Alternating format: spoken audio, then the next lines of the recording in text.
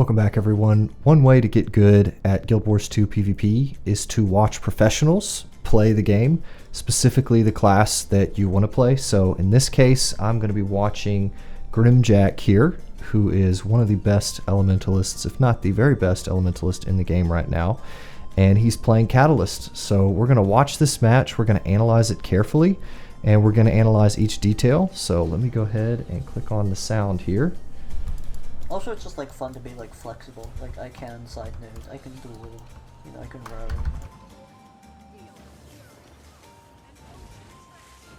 Okay, so I'm gonna actually go ahead and rewind that and watch this again. So one thing that's really important with matches, guys, is the opening split. You need to watch what is happening at the very beginning, and you need to kind of be able to jump into the mind of the person who you're watching. So I'm gonna just watch this again here. Probably immortal. A necro. Okay, so their Mesmer's going home. Also, typically, like Catalyst is good in the team fight here, so I think that's pretty standard. So okay, he just got stunned. So the little circle on the ground right there, for anybody that doesn't know, that's the little Scrapper stun, and Scrappers deal a ton of damage. So the minute he gets stunned, he's running away from that right here. So he pops Arcane Shield in order to break the stun and immediately runs away. And you can see the little Scrapper here, little Asuran with the Ghost Hood. I love that combination. Okay, so he backs up. The Scrapper doesn't pursue. So he kind of heals and then starts trying to come back in the fight here. Ooh, now what did he just do there?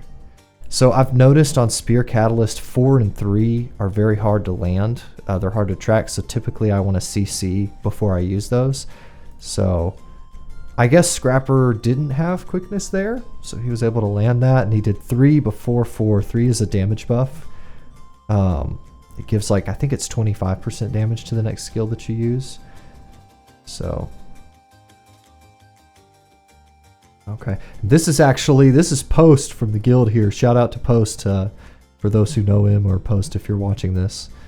This is an older video. This was from the last season. So okay, so this is crucial. This is something that I've been learning as well.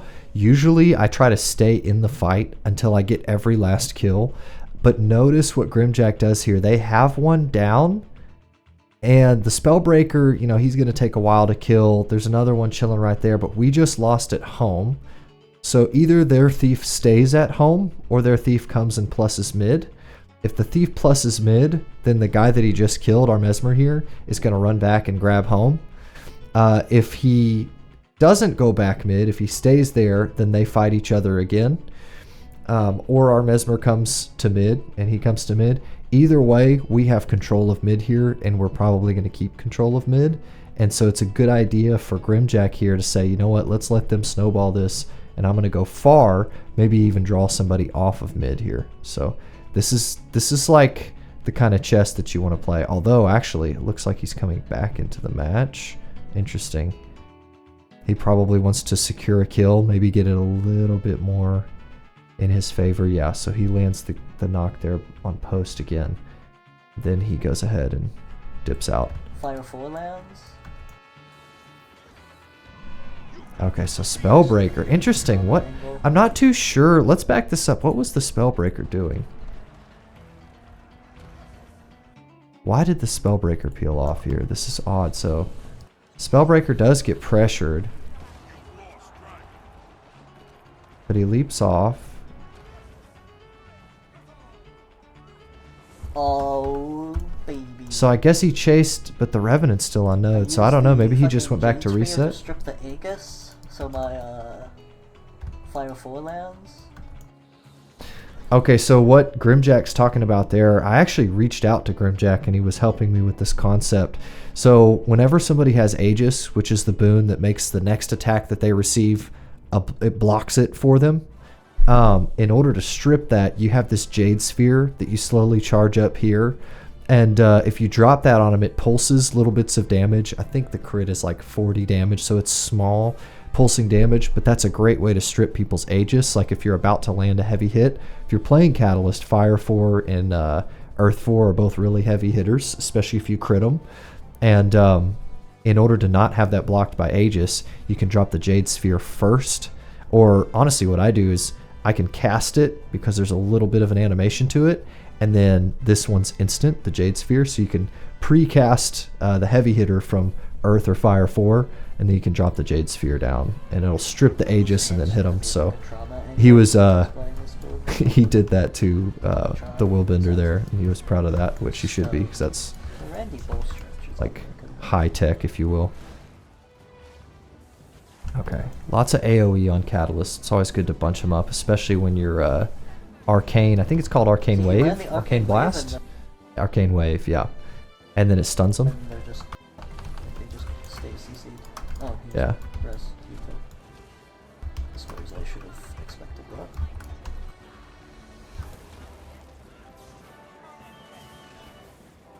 Ooh, big damage actually. Nice. You missed that one.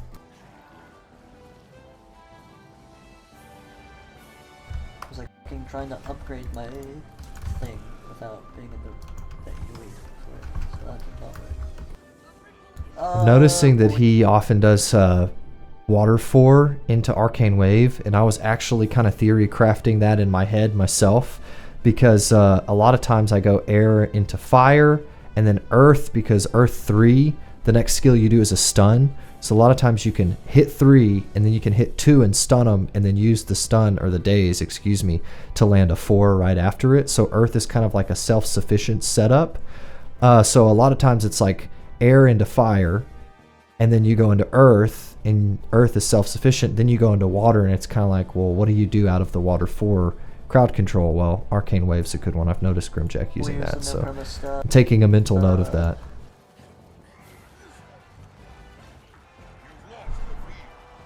Oof, that was a massive crit. I want to see if he charged it again there. Okay, so that's something I don't do as much. I don't charge the skills by doing 3 first. A lot of times I just go straight into 4. So, but it looks like he goes 3 into 4 almost each time. So that's good to know. Okay. Maybe he won't get cleaved? No. Yeah, he went for the stomp. So just for anybody that may be newer that's watching this, when you have, let me back it up a little more. So he's got a guy down, super low health. If that guy dies, this enemy player gets up. Let me just back up a few frames here. Yeah, and so Grimjacke was going, all right, I can't cleave this out, not with them trying to res. So he had to go for the stomp here. But the problem was he gets stealthed right here. So, but that was the right move. A lot of times my instinct is to cleave, cleave, cleave. Sometimes you have to go for the stomp. That's the only way to get the kill. But once they stealth here, he knows that's it. So he just has to basically forfeit and let his player die. Man? It's every game. Like, we should be in a winning position here. Like, we've been outnumbered for so long. Yeah. Yeah, there's 4 of them here. That's always rough when you're outnumbered and your team is losing on the rest of the map. But it doesn't mean it's over. It doesn't mean you rage quit. Look, is Grimjacke rage quitting? No. He's just continuing to make base plays and do what he knows is a good strategy. Because in the long term, by the way, in the long term, that always wins. Whether in this game or in the next 10 games, keep doing what you know is the right strategy. Do what you know provides value for the team. I'm not saying don't change up your individual strategy in the game, but like, good strategies are always good. You can swap between good strategies, sure, but like, don't get frustrated and tilted and do something dumb. You know, be consistent. That's something you'll notice that good players do. Good players are very consistently good. You know, even like right here, notice he continues to back away from the node as the fight gets out of control. That's good positioning on Catalyst. I mean, now my team is here, but how are we losing? You guys leave a comment if you can relate to Grimjacke here. How are we losing? Press the dodge key. Why do you live when you don't know where your dodge key is? Okay. Oh, that was nice. Okay, this is a good one to point out, especially for those of you who are newer. A really good juke that you can do. By the way, notice he's up on these bushes. That's because this is a no port spot. People can't just port up onto the bushes. They have to climb up, and the way they climb up is right here. And so these players are trying to climb up and get to him. Now watch what he does here. He's getting plus, so he jumps off of the bush here. He drops this so that he has stability. That's the, oh my gosh, the mark. I forget what it's called. But it's like a big old symbol that goes on the ground. That pulses stability for him. You can see it pulsing right here. He jumps off and he about faces. If you guys haven't practiced your about face, this is in real time why that's good. So, interesting too, he kind of does the about face and then turns his camera around as well. Actually, he may have just pressed it instead of about facing and running backwards, but either way, the guy, yeah, the guy jumps off of the bush and he comes up and gets the kill here. So now, yep, now he's pressuring the will bender. Now he can cleave. Dang. In case you guys think that you're good at the game, you're not. This man is good at the game. This is a 1v3. I'm 1v3. These are not bad players. This is Post. Post is a super good player. Why are we losing? And also for those of you who are frustrated, like it happens to the best of us too, right? My man is winning a 1v3 and look at the map state. You got a duel going on at Shield. Is there a duel going on? Let's see. There was 3 accounted for here, the 4th there, so maybe the 5th is over here. But yeah, so they still have 2 nodes. He has 1 player dead over here and no buffs as of right now. And yet he just killed 2 people and is accounting for a 3rd player on a glass cannon build that is Spear Catalyst. So if you think you have it rough. Okay, so they did get sword here. Why does my skills do damage? I just suspect a perma-stab. Okay. I just need to live. No, support me, I swear to God. So now they've got a 2v2 here. Swords rotating over to him.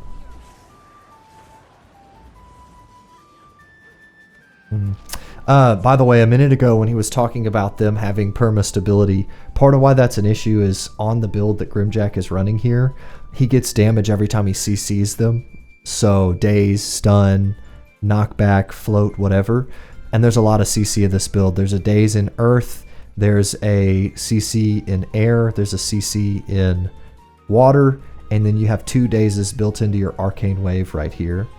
And so because he's running lightning rod, every time you daze them, it deals extra damage. So if a class has permanent stability, they're not going to take nearly as much damage, which is part of why these spell breakers are not dying here. Catalyst has a lot of damage, but they're able to tank it because it basically removes the ability for lightning rod to proc, which does that extra damage every time he crowd controls. Spellbreaker also typically doesn't have a ton of damage right now, unless they're a lot glassier, which these guys are obviously running the tank build variant because that's the meta right now. Tankier, side noder, bruiser type builds.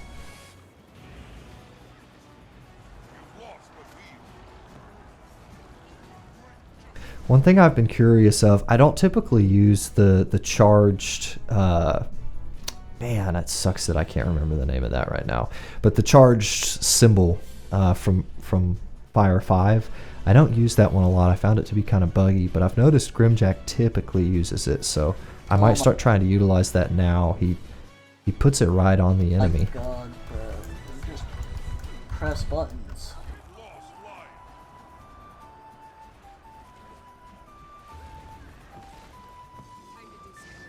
Just trying to stun him there with Arcane Wave. Well, how is my Rev dead?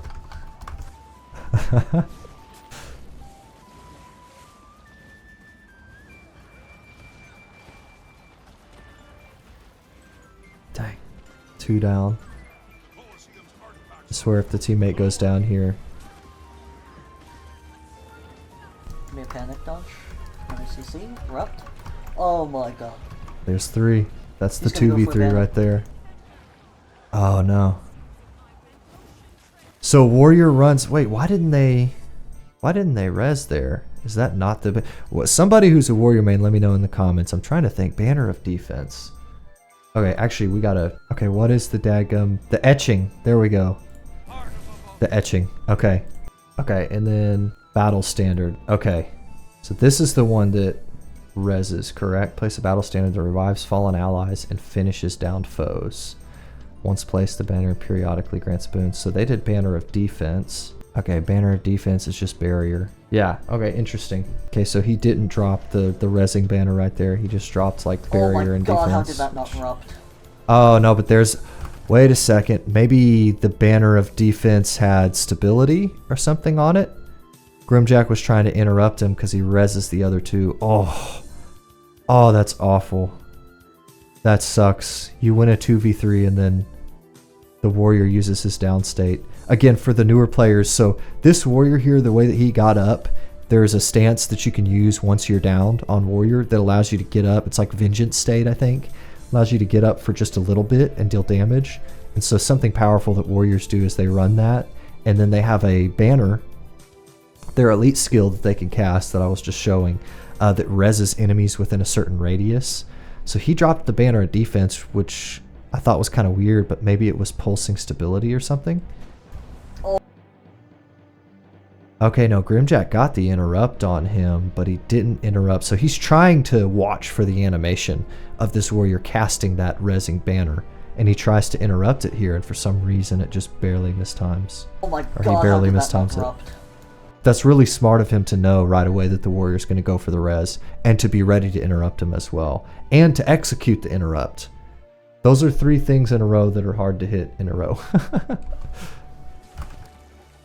So now they're back in the 2v3, well 2v2 because the warrior goes down here.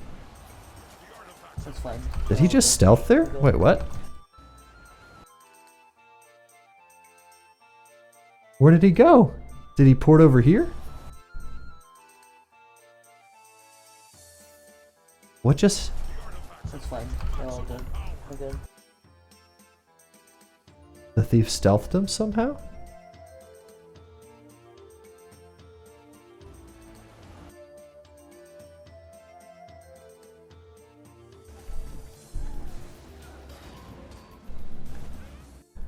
Oh, okay, I see. The thief shadow steps over there, shadow steps back, stealths off of the heel. Okay. And then the willbender's just right there. Okay, okay, okay. That tricked my eyes. Okay, so they get post down. And now they have map control here. Alright. Good job, team. Do not fucking ruin my fucking games, bro. I'm playing so well. Hashtag relatable.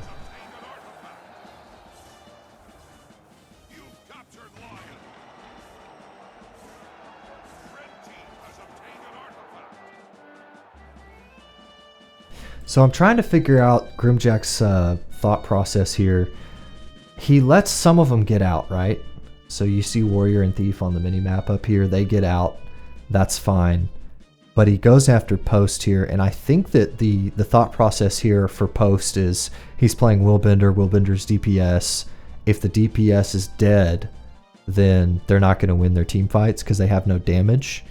That's what I'm guessing, because the Warriors were both Spellbreakers and they were running those tankier variants.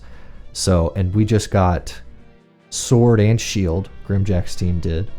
So, I mean, Thief's going to deal damage, but maybe he's thinking, okay, we have both buffs, we should handle that. Maybe he just wants to catch someone out of spawn, I don't know. Post said nope. Which is smart, there's no reason for a Willbender to take the 1v1. Yeah. Grimjacke. How are you dead? Right next to you. Alright, so they finish him and get the rev up. And I guess Grimjacke knows he has to take this fight because the Willbender's in there. See how he's staying on him? I think that's what it is. This goes back to a video I did a while back where it was like identify the troublemaker on the enemy team. You want to find out who's causing problems for your team because, you know, they were losing pretty handily for a while, even though Grimjacke was, you know, 1v2, 1v3. So he's been trying to identify the problem Grimjacke has, and I think he found it. I think it's Post. Horrible little goblin here. Quite horrible indeed. Killed it. So Willbender's down. Ooh, Thief's down. That was clean. How did that, where did that kill come from actually? I want to watch that again.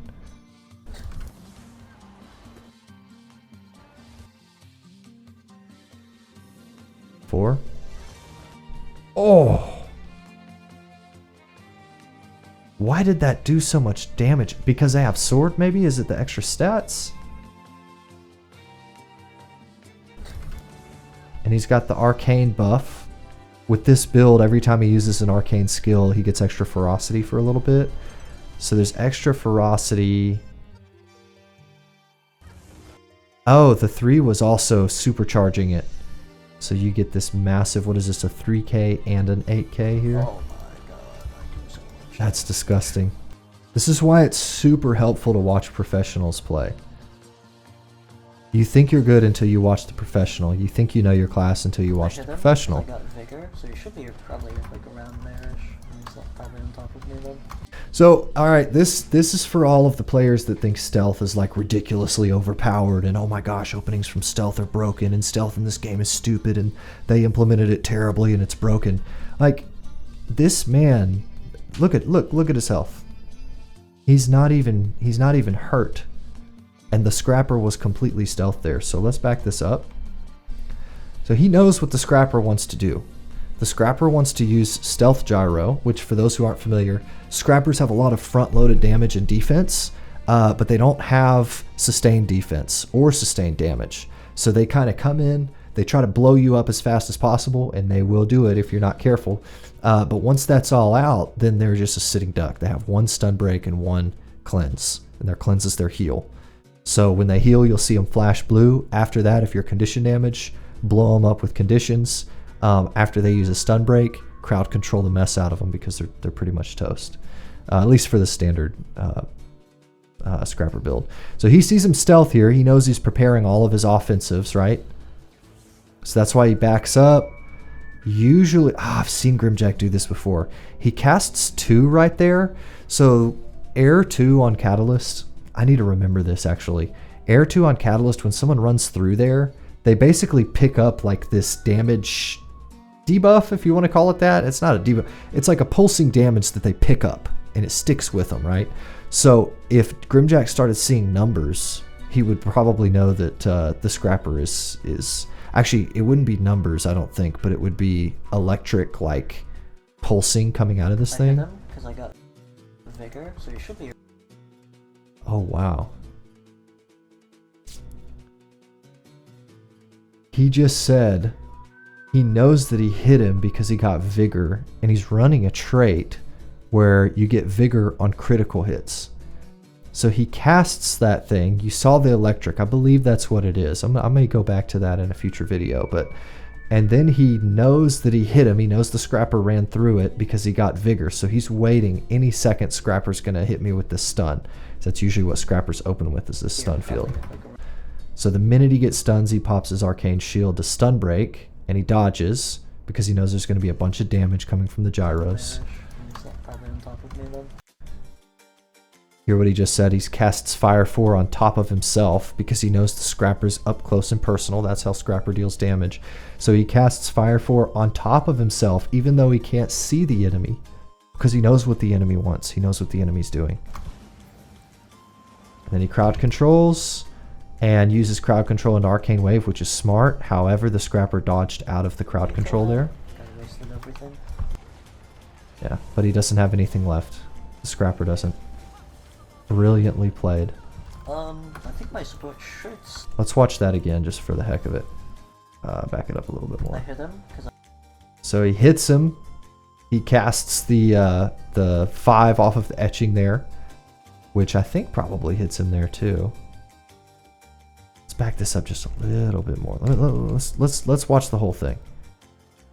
Trying to learn all we can from this encounter because this is huge, guys. Scrapper pumps right now. Okay, so he casts the 2. Vigor pops up, so he knows he hits him. I hit him. Now wait a second. I hit. So he sends that one. He gets might. I'm trying to remember, what is the might from?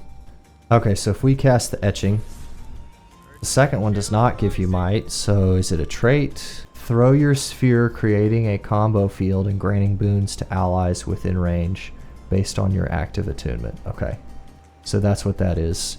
Okay, so he gets might here from throwing the etching because of an arcane trait that he's chosen. Okay, so that's not confirming anything right there. Only the vigor is. Unless he got fury. You do get fury off crits as well. Let's see. Because I got vigor, so you should. Right there, he just got fury. Probably like around there-ish. Yeah. This is like a masterclass in how to deal with a stealthed opponent. And this is another huge thing, guys. So one of the ways that you win, I've often told people that fighting in this game, it's like a fighting game. It's like Smash Brothers.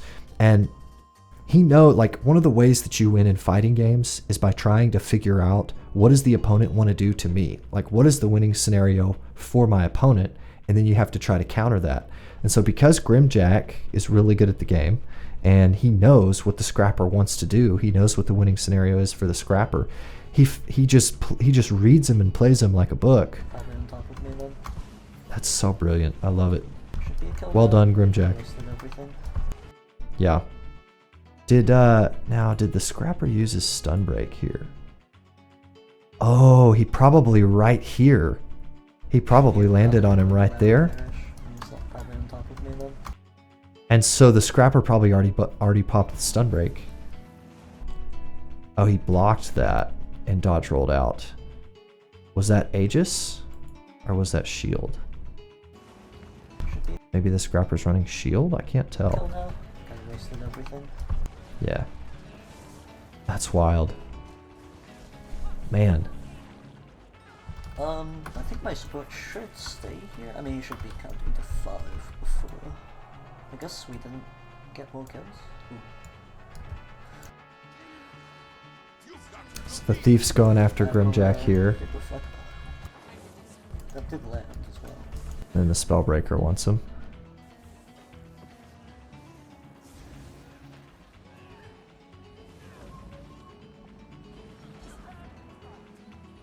Probably should be leaving.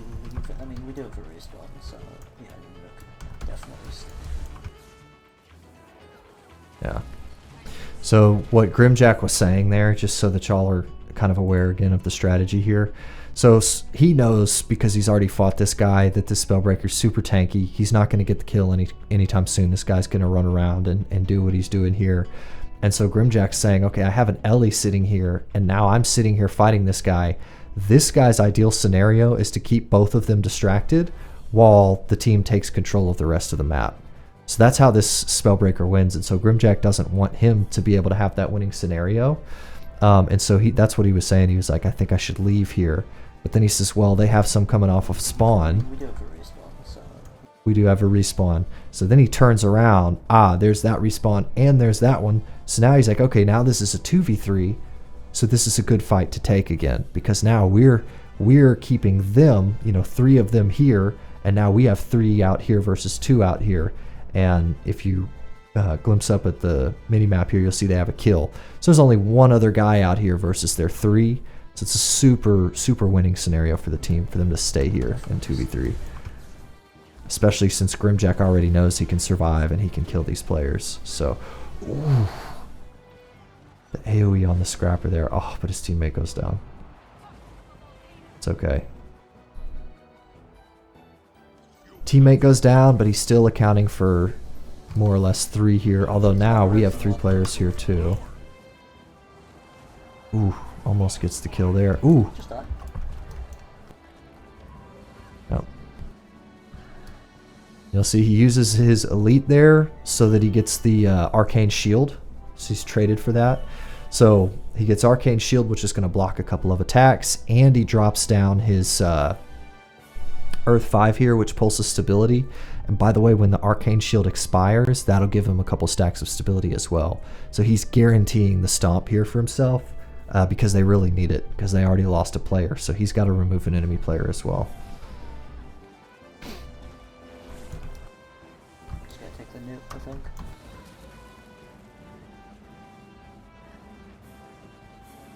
Back up on here. Again, you're going against a Willbender. Willbender can port up next to you and deal damage. He doesn't want that, so he's going to sit on the bush again. He gets pushed, so he goes over the next bush. He's just distracting them.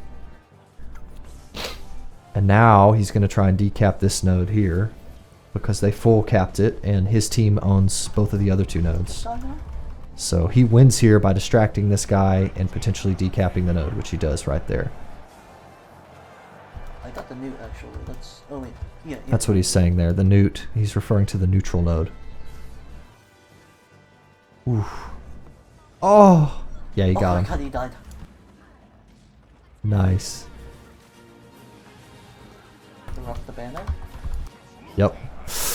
He knew right away again. So remember the banner from earlier. He knew this guy was going to try to banner res him, so he interrupts him there again. The guy backs up.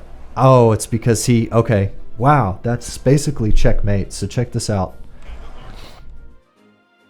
So he's cleaving the down because he doesn't really have anything to stomp with. Maybe Earth 5. Actually, you know what? As I think about it, I think he's cleaving the down too because he knows this guy's going to try to banner res. So he can't go for the stomp here, because the stomp animation is going to take too long and this guy's going to res. So he knows he has to cleave as much as he can and then interrupt this banner res. He's already thinking of that. I would not be already thinking of that. Boom. So he interrupts this guy and he's cleaving that guy at the same time because he drops his Fire 5 etching on him. Interrupt the banner. Now this guy, I'm not sure why this guy backs up. I guess he's just worried about dying. If I was this guy, my move is to go up here, because then Grimjacke kind of has to chase, and then you can banner res the minute that skill comes off of kind of the interrupt cooldown again. It's a few seconds. But at this point, let's see, yep, right there you can see on the mini-map, Warrior gets up, which seals his death fate. He's not going to be able to be resed at all now. So I guess the Warrior's just hoping to deal as much damage as he can before he goes on respawn cooldown.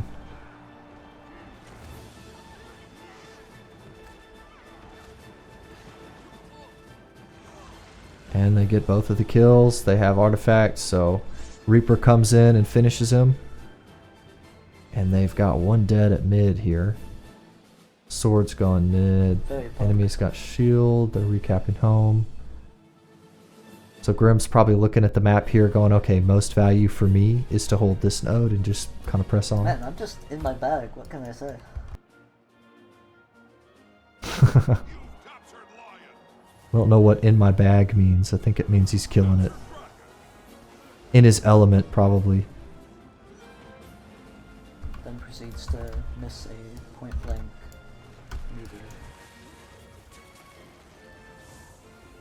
meteor. He missed the meteor right after he complimented himself. It's pretty crazy because in the team fight, this guy was hard to kill, but in the 1v1, Grimjacke's got him kind of download.zipped here. Just smoking him. Pops the Earth Shield to guarantee the stomp there with the stability. How many hours of play? And at that point, that's game because they already hold one node. All he has to do is hold this node here, and it's over. And they have two nodes. I've been PvPing so. for like... Scrapper's back. Double dodge to get out. Mobility, yeah. So he's like... He honestly probably could have died on node there. I don't know though, Scrapper does a lot of damage. Late or early 2018? Something like that. So I've been playing for like 6 or 7 years or something. Dang. 50%. I didn't know Grimjacke started that late. I thought he started before then. I technically started before Grimjacke, but I'm not nearly as good as he is. Haven't put in the time, but okay, yeah, that's the match. Hopefully you guys found value in that. That was way longer than I wanted it to be, but hopefully there was a lot of good information. I learned a lot watching it, and I'd already watched it once before, so super good. Hope you guys enjoyed that, and we'll see you guys on the next video.